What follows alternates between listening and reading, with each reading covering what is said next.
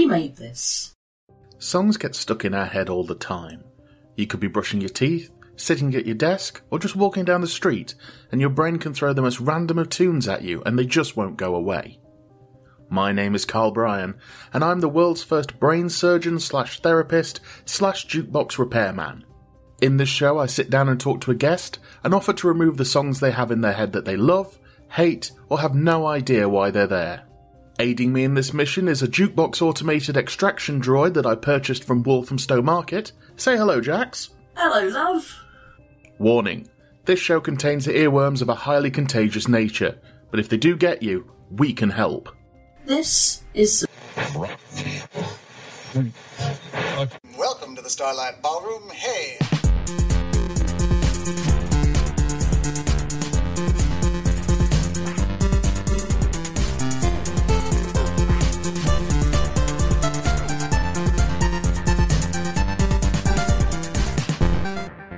Hello there, everybody. Welcome to this, a very special episode of Cerebral Jukebox. Well, it's not quite an episode of Cerebral Jukebox, more a sort of Cerebral and Comatose, where my two podcasting worlds are colliding, where myself, Carl, obviously your host here at Cerebral Jukebox, is going to be chatting to some of my fellow co-hosts from my other podcast, Shipwrecked and Comatose.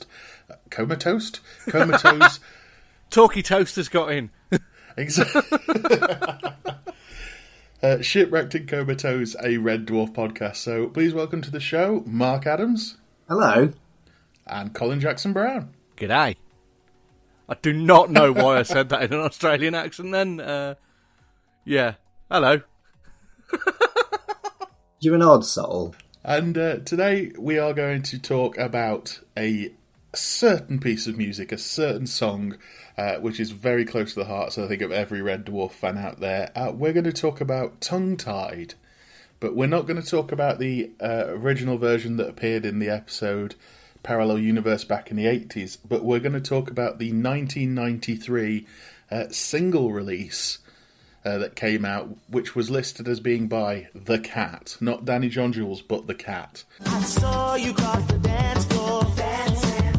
I thought of birds and bees. But when I tried to speak to you, talk, my tongue was level to my knees. So then I'll start with you, Mark. What did you think when you first heard that this song existed? So, I'd started watching Red Dwarf by this point, but I hadn't seen Series 1 and 2 because I'd accessed them via VHS.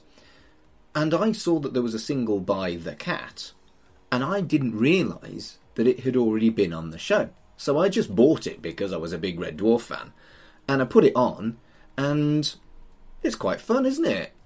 With zero context. The remixes are shite, though. Yeah, we'll get to the remixes in due time and the slightly off-kilter way that they are. Colin, how about yourself? Well, I don't know how, but I had entirely missed that this got released as a single. I was a big Red Dwarf fan already by 93. No, I wasn't.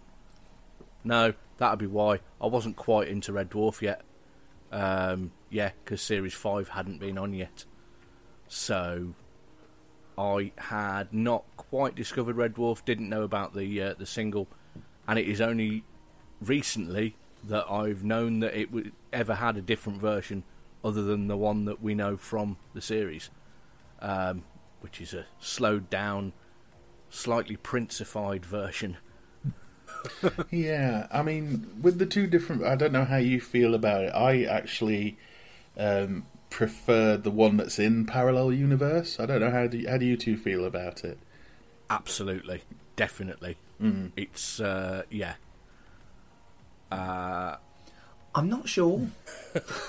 I first encountered it as the single, so I'd got used to it by the time I saw it in Parallel Universe. So in a weird way, I saw the Parallel Universe version as watered down with less production value, because I guess it probably was. But with hindsight, it does feel like it had a little bit more character to it than the pop song release. It's got the what's missing for me is the defining feature of the version in Series 2 is you've got that really trebly, very, very dated, really over-compressed guitar that's just doing the sort of funk rhythm guitar all the way through, which isn't in the single version. And that is the bit that sticks in my head all the time. That is the bit that, 3 o'clock this morning when I could not get to sleep for an hour, it was going through my head. For me, it's actually the melody, the very, very start of it. Do-do-do-do-do-do-do-do. That. It's not actually the lyrics that get stuck in my head. It's actually the melody, the introductory melody. But, the masterpiece in both versions, for me, is the backing vocals. Because they're just utterly, utterly fantastic. Where you've got, that's where all the comedy comes in from it, where you've got the reproductive system, baby, a bit and stuff like that.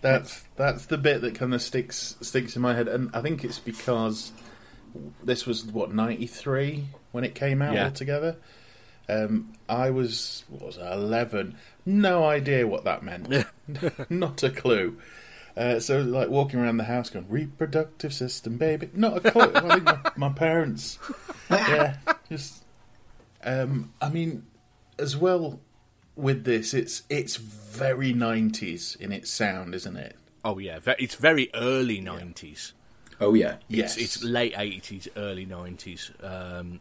Because it is totally it's like for the single version they've tried to make it like a Prince song, but also there's bits of like New Jack Swing in there in the sound, but because it's sort of a bit more of a parochial British version, it doesn't have the impact that Prince or New Edition or anyone like that had, and it doesn't sort of hit as hard, and it just seems sort of lacking in that version for me. I think when I first bought it, I bought it because I'm a Red Dwarf fan, but at the time I was into kind of like early 90s indie, so like Wonder Stuff and Ned's Atomic Dustbin and Pop Will Eat Itself and other bands that were just that little bit too cool for the nerdy kid who was the son of one of the governors. And I didn't really listen to music that even resembled this, and I'm pretty sure I wouldn't have thought much of it if it hadn't been for the fact that it was linked to Red Dwarf.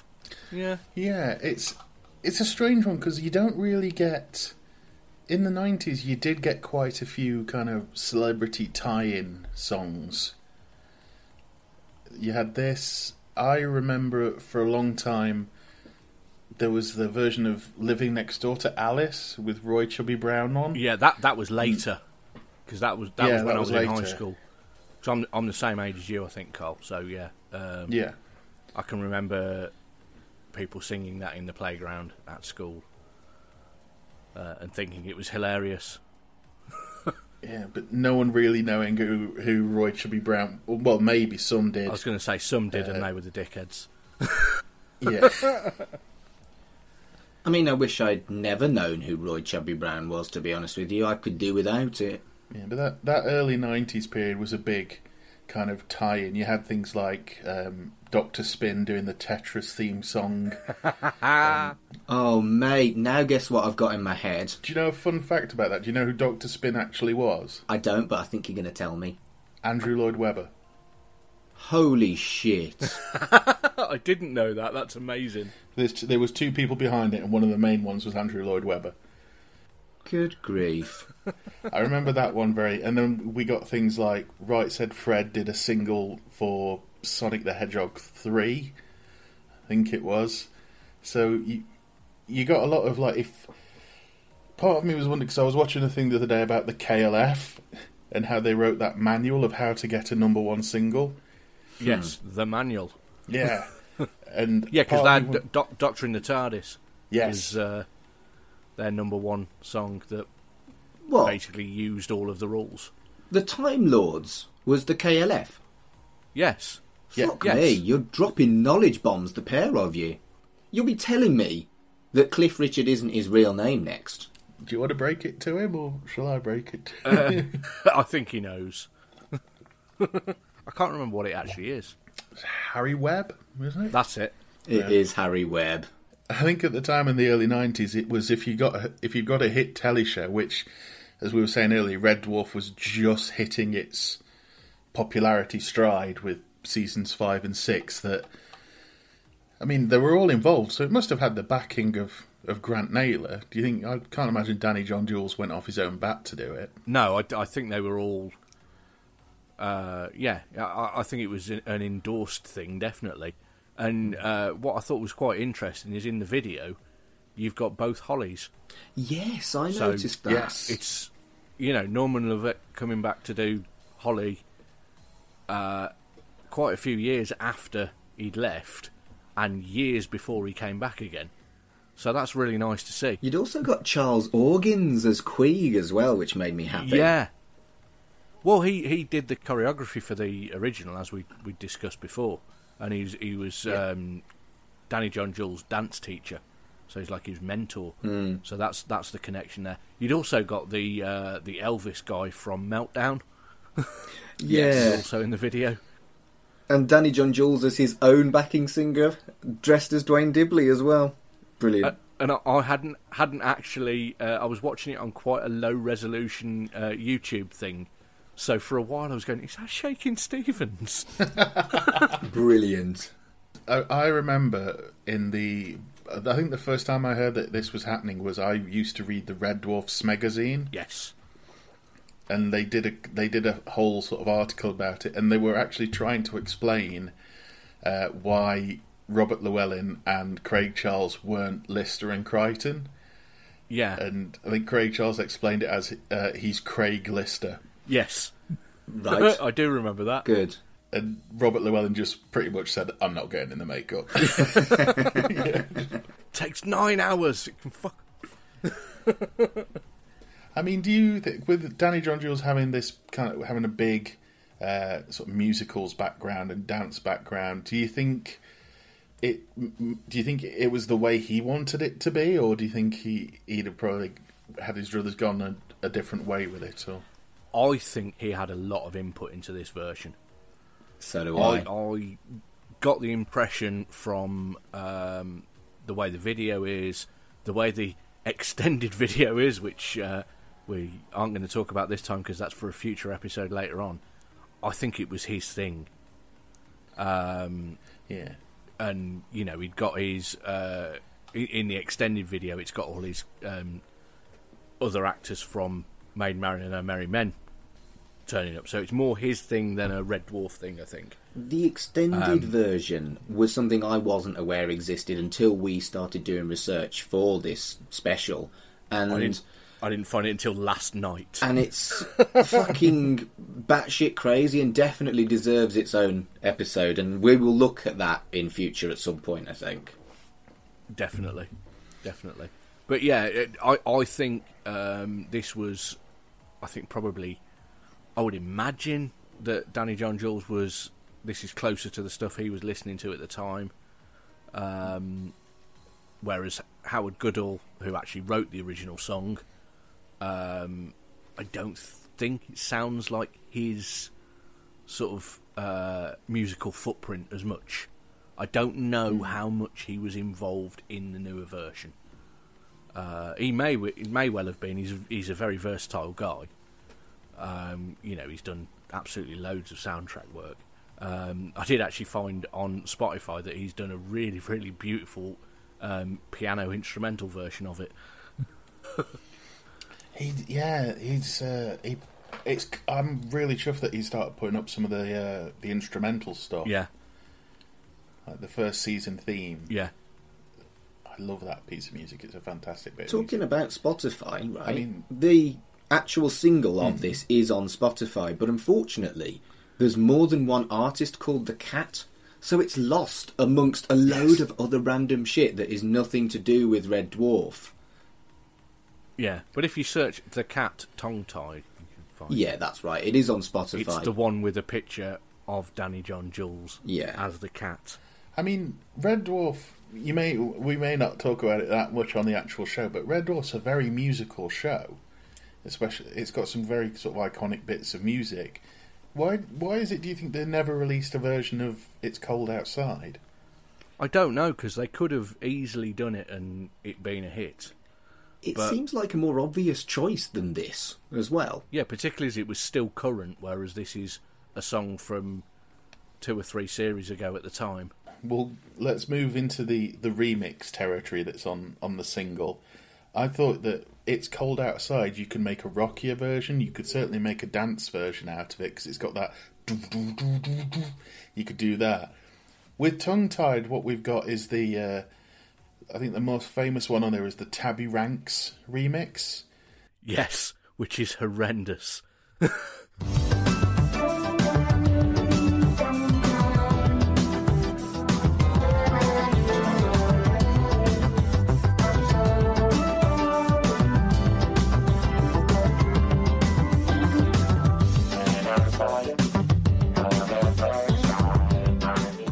They're all wretched. Yeah, which, I mean, at the time, we're talking 93, so we're talking, obviously, Shabba Ranks, Jungle. Was Jungle just phasing out, or was it just coming in? 93 was pretty much the height of Jungle, I think. Yeah. Yeah, it was big. Was Pliers still around? As in Shakademus and Pliers. Yeah. Yeah, I'm not so bothered about Shakademus. His name isn't as cool. I just think it's amazing that this guy got away with being called Pliers. Yeah, I think they were still going. I think they're still going now, I think. Yeah. So, Mark, you're in Manchester. Were you in Manchester at the time? 93. I moved here in 97. Ah, so you wouldn't have got down to Tongue Tied in the Hacienda or anything like that then? No, the Hacienda closed about 6 months before I got here. Devoed. Would you dance to the Tabby Ranks remix in a club? No, I'd go to the bar or have a piss. Can you dance to the Tabby Ranks remix in a club? No. I think if you do dance to it, you've got to do that thing that they did in Parallel Universe, where you dance like the cat and then somebody speeds it up for no discernible reason. Gentlemen, as we always do on these episodes, is we offer the chance for you to have the song removed from your Cerebral Jukebox, or you can keep it from Prosperity. Colin, we'll start with you. What would you like to do? With how long I was awake with it going through my head last night, just rip it out. I'll watch it again at some point and it'll get back, but that'll give me at least a little bit of reprieve from it. Okay, so that's one to be removed. Mark? So, I've had it going through my head as we've been talking about it, which I didn't do when I was actually on Cerebral Jukebox with Edith Piaf. And now I've said Edith Piaf, I've now got that in my head. I think it's part of my being to have these songs that aren't really my genre of music, yet they continue to go around my head. So, my head says get rid of it, but my heart says don't. So I'm going to go with my heart, and I'm going to say leave Tongue Tied. Righto, so that's keeping it for Mark and getting rid of it for Colin. We'll get J.A.X straight on that for you. J.A.X extraction system, baby. Right then, so that is another one in the books. Mark, would you like to promote where people can find you? I'm on loads of podcasts, mate. By the time this goes out, I'll have launched a new one. I'll just talk about that. It's a podcast about the stories behind people's tattoos, where I get a different guest each time to come and have a chat with me and tell me and pick a tattoo and then tell me why they got it. That's called Ink Stories. You can find it wherever you're listening to Shipwrecked and Comatose or Cerebral Jukebox, and that's at Ink Stories Pod on Twitter and Instagram. Excellent. And Colin? So I've got 2 podcasts other than Shipwrecked and Comatose. Free with this month's issue, where me and my friend Ian, plus a different guest each month, listen to an old free CD from Kerrang, Metal Hammer, Enemy, that sort of thing, and discover the various horrors and delights within. You can find us by just searching free with this month's issue, basically. You know how podcasts work. You're listening to one. My other podcast, also with Ian, but also with our friend Tracy, is We Dig Music. And you can find that We Dig Music PCast on Twitter, not the one that says We Dig Music, because they're imposters that existed before us. And basically each month on that we choose 10 songs each from a particular year, and then we vote on it and do a countdown of what our favourite songs from that year is. So we've just done 1985, and then we've got 2007 coming up next, and various other years throughout the space-time continuum. They're all on the We Made This network, and they're all on wedigpodcast.com as well. Excellent. Right, gentlemen, thank you very much. No worries, thanks for having us. It was fun. But until next time... Oi! That's my line! Thank you for downloading Cerebral Jukebox. Please don't forget to give us a like, a subscribe, or a review, be it at Spotify, Apple, Google, or wherever you get your podcasts. If you're interested in a bit more, we've got Spotify and YouTube playlists and our socials all over at Linktree, so you just need to go to linktr.ee/Cerebral Jukebox. Do stay tuned to hear about more shows on the We Made This podcast network, but until then, my name's Carl Bryan, this has been J.A.X. Bye! And we'll see you next time. Hello everyone, this is Tony, Network Chief of We Made This. As you know, our podcast network brings together a brilliant assortment of talent who talk about all kinds of pop culture content, such as the episode you just listened to. We're not going anywhere, but we'd love to keep the lights on for even longer if you're able to support our network on Patreon. For just £2 a month, you get your name in lights and the satisfaction of knowing you're helping us produce more great audio. And for £3 a month, you'll get your name in lights, but you'll also get access to an exclusive bi-monthly podcast from the We Made This talent pool on podcasting, pop culture, and, well, you tell us. We'll take your suggestions. For less than the price of a coffee per month, you can help keep We Made This going. Just head to patreon.com/We Made This. That's patreon.com/We Made This. And get the ball rolling.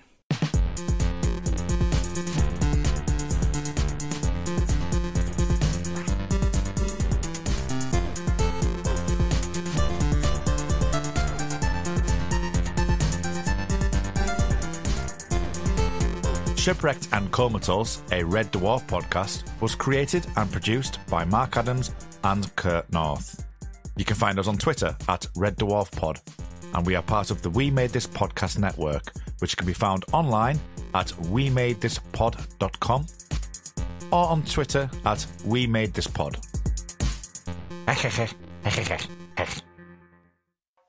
Elsewhere on We Made This.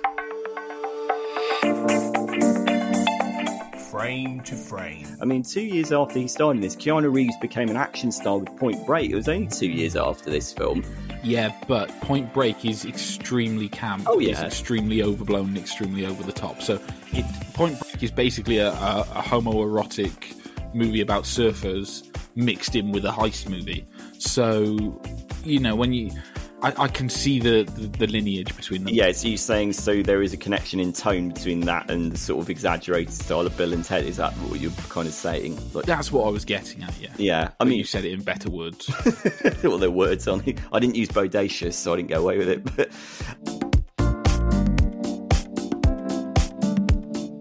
Cerebral Jukebox. I always like to draw from just as many different influences as possible, you know, just like, and that's just my taste, you know. I just like, you know, and I'm sure that's true of everybody really, but yeah, you know, like, so one minute I'll be listening to an opera aria, and next I'll be listening to a Timmy Mallet or something, you know?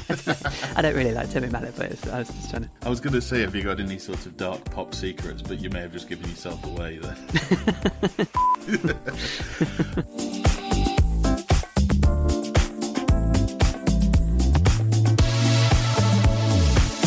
Life's milestones. I wanted to be a rapper called Razor. Nice. Yeah, 'cause my tongue was sharp like a razor, you see. Clever, right? Can I call you Razor? Yeah, I mean, if you want. I've been called much worse. So, yeah. But obviously, I spelt it incorrectly because rappers don't like to spell things right. So it was R-A-Y-Z-A because... Nice. Y because my tongue's sharp like a razor. I think that spelling as well almost emphasises the Midlands pronunciation. Razor. Razor? Yeah, oh God, yeah. Oh wow, yeah, I couldn't even escape it in my alter ego. Check out all of these shows and more on the We Made This podcast network.